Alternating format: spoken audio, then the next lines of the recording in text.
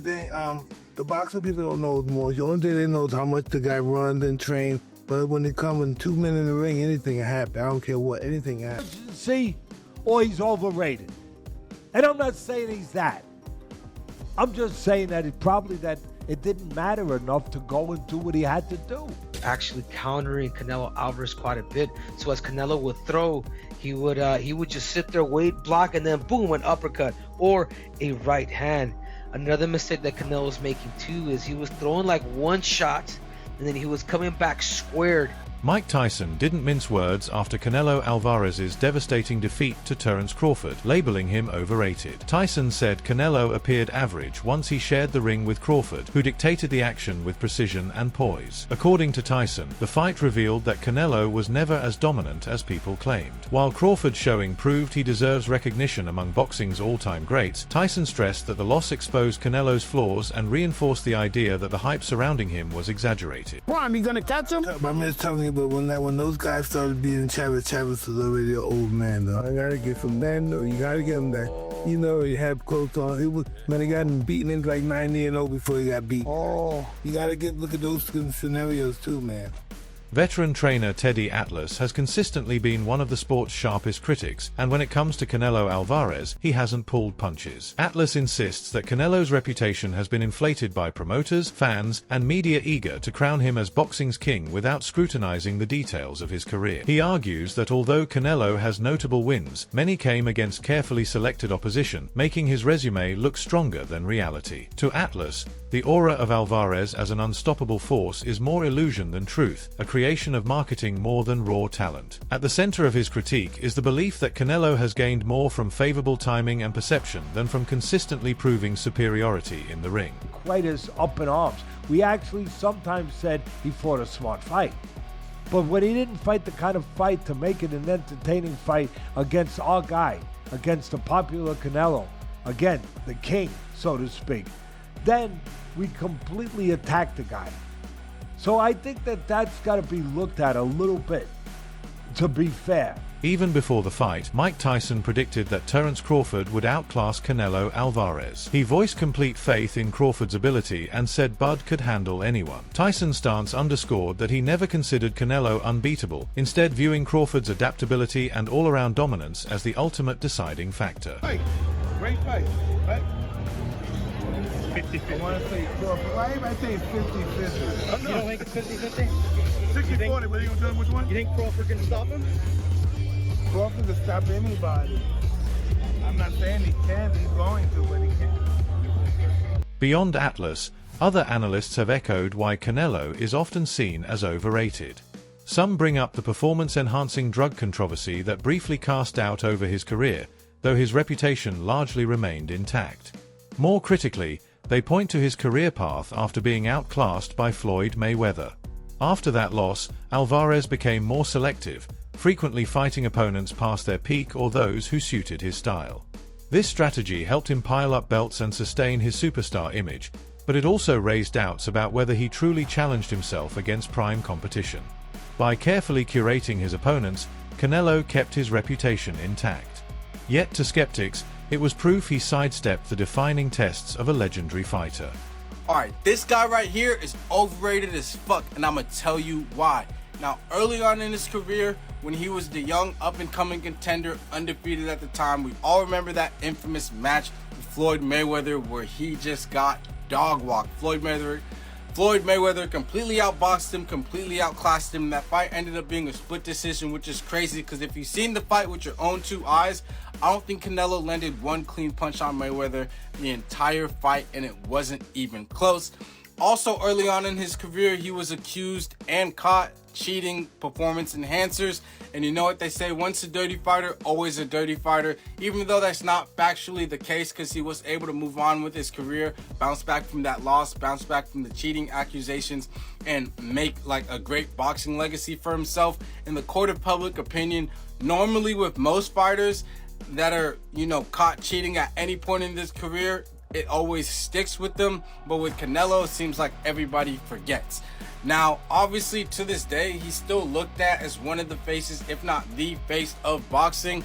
But I think the way people accuse Floyd especially in the back half of his career of picking and choosing his fights, protecting his own, protecting his legacy. Canelo definitely has followed the Floyd Mayweather model. Not only in his game, he became a more defensive fighter after fighting Mayweather, and especially as of late, he's not taking as much punishment, but it's also because he's not fighting very dangerous fighters, and when he does, he gets exposed. One of his also top, more formidable opponents was Triple G, that trilogy. The first fight was a draw. The second two fights, Canelo won by unanimous decision, and ununanimous decision for the third, but I don't think the results, reflected the fights. When Canelo finally met Terence Crawford in the ring, the flaws critics had long mentioned became unmistakable. Crawford, a versatile southpaw, seized control from the opening bell. He shut down Canelo's offense, denying him rhythm or range. Alvarez, who built success on steady pressure and counter shots, looked limited against Crawford's fluid approach. Analysts pointed out that Canelo relied on single punches instead of combinations and barely used his jab, which gave Crawford even more control. The contrast in skill sets was stark. Crawford neutralized everything Alvarez attempted, leaving him cautious and ineffective. For many, this fight became the most convincing proof yet that Canelo's image as an untouchable star was inflated. I think there was a lot that we could learn from both of them. I think there's something that Terence Crawford did very well. He did not allow Canelo to get inside, man. Like as soon as Canelo would get into that certain range, he would jab him. And then occasionally he would go low. Canelo Alvarez could not pop his. He couldn't get inside because pretty much Bud, he's a southpaw, and I feel like Terence Crawford. I feel like Canelo Alvarez had problems with southpaws, but not just that, dude. It was the range of what Terence Crawford had, dude, and not just that, man.